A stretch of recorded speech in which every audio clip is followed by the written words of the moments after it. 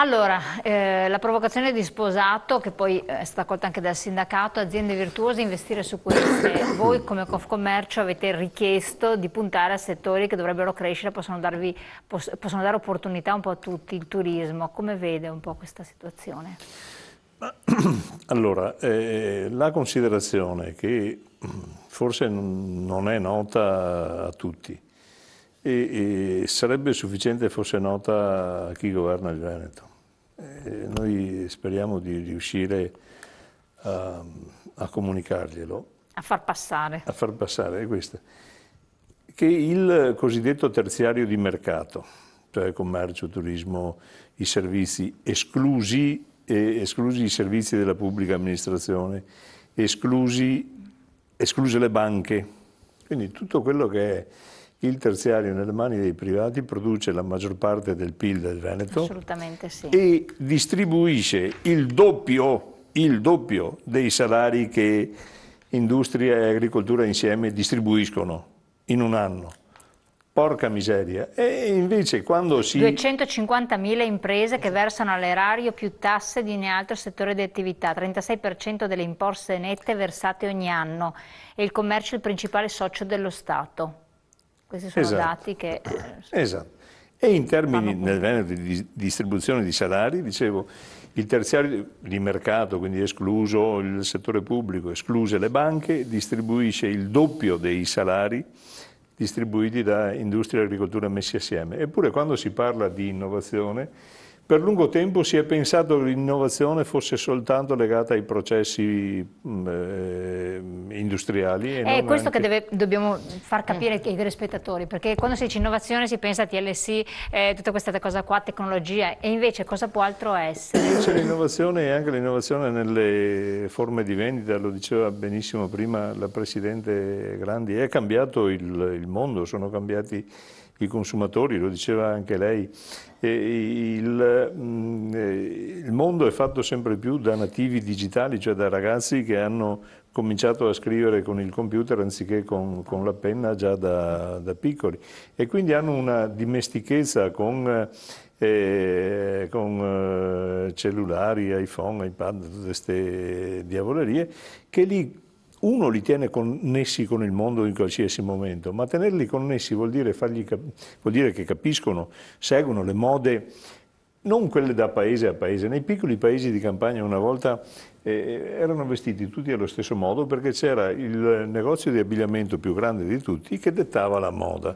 Adesso invece la moda, e le ragazze di un paese di campagna e quelle di Padova o quelle di Londra sono vestite allo stesso modo, vestono le stesse fogge, le stesse marche. Questo è il mercato e la gente è in grado di approvvigionarsi, i giovani lo fanno più di altri, sempre più rapidamente e sostituiscono nel mondo del consumo le classi di età più avanzate. Peraltro anche per le classi di età più avanzate acquistare non è più rispondere a una necessità precisa e concreta, ma è una esperienza, si dice. Qualcuno anni fa lo definiva il consumo performativo. Cambia come non è più bisogno, necessità, ma diventa un'esperienza da vivere a tutto campo. E quindi di fronte a queste cose è chiaro che ciò che il commercio, anche attraverso gli strumenti dell'evoluzione tecnologica, è in grado di mettere a disposizione del pubblico, creando ricchezza, devono essere opportunamente valorizzati. Prima parlavate di banda larga, ma lo sapete che l'associazione provinciale dei commercianti della provincia di Venezia, la Confcommercio, già 6 anni fa portò la banda larga in alcuni comuni della riviera veneziana, non stiamo parlando del terzo o del quarto mondo, della riviera veneziana, perché le grandi compagnie telefoniche non ritenevano vantaggioso fornire il servizio in quelle aree. E noi che avevamo il bisogno di collegare i nostri uffici attraverso una serie di ponti radio, con questi diffondemmo la banda larga anche in un paio di zone industriali, di zone artigianali dei comuni della provincia di Venezia. Non è possibile questo. Siamo fuori dalla grazia di Dio se le organizzazioni dei commercianti devono preoccuparsi anche di questo. Però da un lato mi fa piacere perché testimonia della sensibilità da parte nostra rispetto ai problemi concreti dell'economia. Quindi voi vi dite, noi marciamo una mandatura più veloce rispetto a quella della pubblica amministrazione e quant'altro, e ancora più veloce sono i cittadini consumatori che noi dobbiamo inseguire invece di essere noi anticipatori di... Bravissima, ha sintetizzato in modo molto, molto efficace. Ecco, allora quando si parla di incentivi all'innovazione, mi piacerebbe che si tenesse conto di questo, non delle chiacchiere che si è abituati a fare pensando che l'innovazione sia soltanto una prerogativa esclusiva dei processi industriali. Se no non si va, non si va da nessuna... Significa buttare al vento opportunità che settori apparentemente più poveri, ma in realtà soltanto abituati ad arrangiarsi da soli più di altri, perché una provocazione sarebbe quella di dire: ma per l'amor di Dio, risparmiateli tutti i soldi degli incentivi, fate economia, perché a volte gli incentivi pubblici hanno un effetto distorsivo sulla concorrenza. Meglio non spenderli, diciamo. E quindi o li spendiamo bene, se no facciamo ho già sentito questo. Io volevo, in termini di equilibrio, ecco, non è che c'è qua la concorrenza fra i servizi, commercio, turismo. No, stiamo buttando perché è evidente che tu in una zona ci sono servizi che sono in proporzione a quella che è la creazione di ricchezza che viene con la trasformazione del primario, cioè agroalimentare, grande eccellenza del Veneto che in tanti posti ci invidiano, che è la trasformazione industriale che chiaramente crea valore e che nel contesto ovviamente si avvale e crea quel valore che si avvale, che muove molto altro. E sono concatenate perché se la distribuzione non funziona neanche per l'industria, perché l'industria produce dei beni, se la distribuzione non li commercializza al più basso costo possibile, è ovvio che qualcosa non funzionerà. E tanto più non funziona l'industria se i servizi di eccellenza all'impresa, cosa che noi compariamo copiosamente per l'alta gamma in Lombardia e anche fuori all'estero, in parecchi, anche in Baviera, tanto perché vendiamo e compriamo, perché vendiamo i brevetti e compriamo servizi, roba da matti, e quindi è chiaro che è complementare, quindi la crescita per esempio del contesto dei servizi di alta gamma per l'industria, che vuol dire anche la ricerca, che vuol dire i servizi di formazione, perché sono servizi alla persona. Se guardiamo il sito della regione sono inquadrati come servizi alla persona, quindi la crescita della persona in termini formativi vanno in quella direzione là.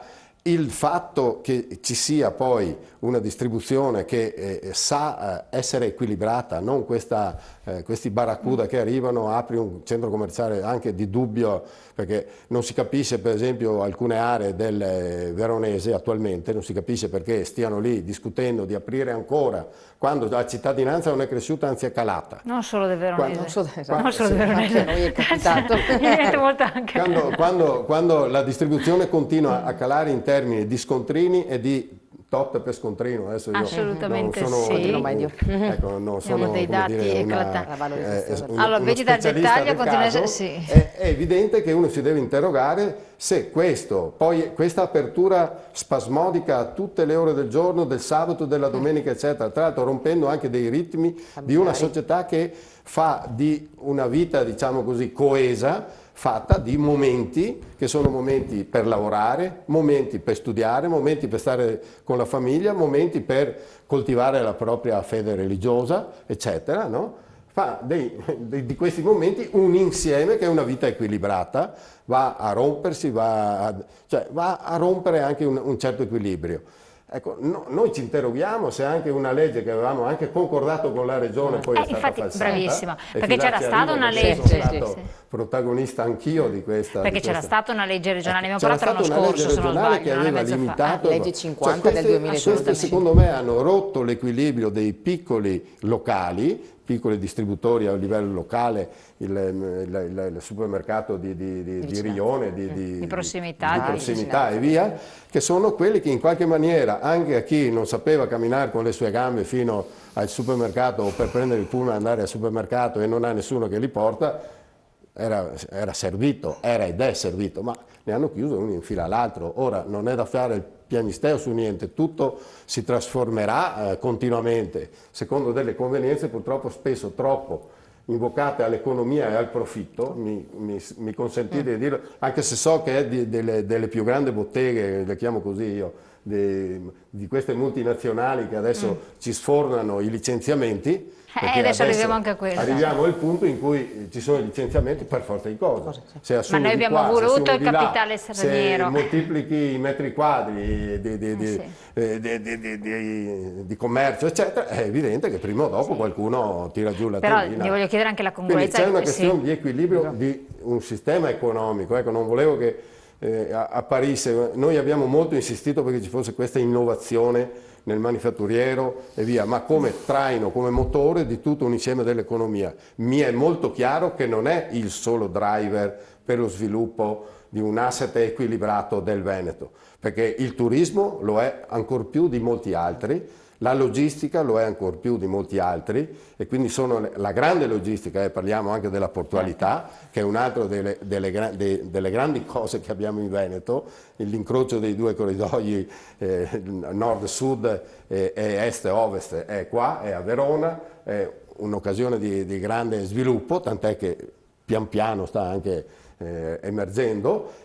Io credo che lavorando attorno, avendo un'idea strategica, ecco questo forse è mancato, un'idea strategica di come è collocato il Veneto e di cosa dovrà fare, se questo lo sapremo fare lo dobbiamo fare tutti assieme. Non è che il commercio resta da una sua parte, il turismo resta fermo in un angolo e via.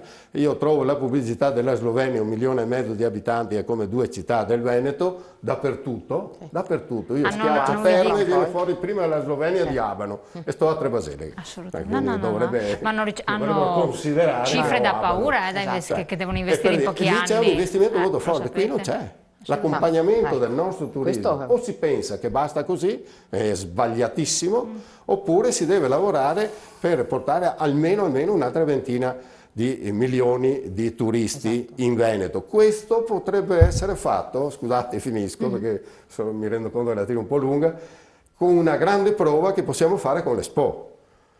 No, ci arriviamo. Domenica prossima ci sarà l'inaugurazione di Expo Acque e già da lì potrebbe essere un bel test per catalizzare l'attenzione sul Veneto, che già avendo Venezia è già diciamo, conosciuta a livello mondiale. Bisogna saperlo, infatti.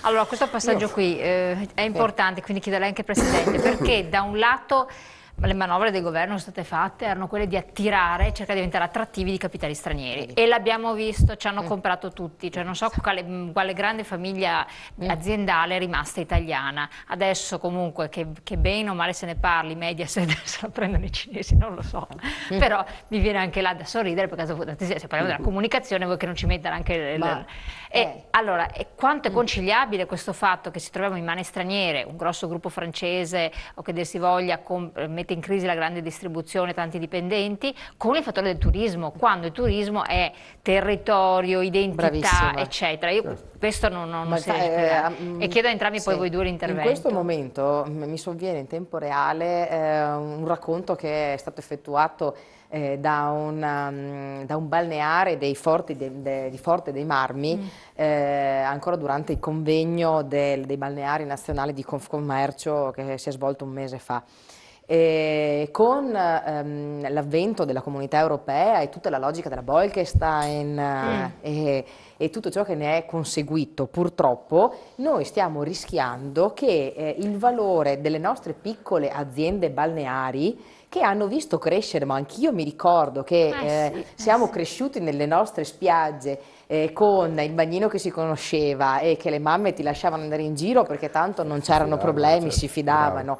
Quindi una logica molto coccola, molto familiare, rischiamo che questi imprenditori che hanno fatto investimenti negli anni, nei prossimi anni si vedano esautorare quello che è stato la loro impresa fondamentalmente, anche da aziende che possono essere un Club Med che arriva e dice a noi del Delta del Po: benissimo, io mi metto d'accordo con il sindaco, faccio un investimento mega galattico, il sindaco è contento perché cementifico ovunque e faccio un bellissimo villaggio residenziale. No, noi non è questo che chiediamo, e anche perché è un valore. Io prima volevo mettere l'accento, mi è piaciuto l'intervento, vorrei mettere l'accento sul valore sociale che ha il commercio oggigiorno.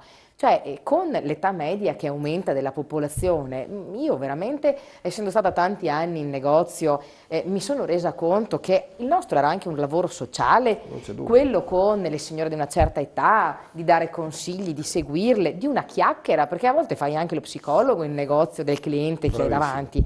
Nel grande centro commerciale questo non hai il tempo di farlo, perché ti vengono imposte tempi, ritmi, risultati. Non hai più il contatto con la cassiera, perché sono costretto a farmi una roba. Allora questo è ovvio che in un futuro, cioè, non ci vogliamo nascondere dietro a chissà che tende o cose varie, che il mondo va a una velocità e dobbiamo seguirlo.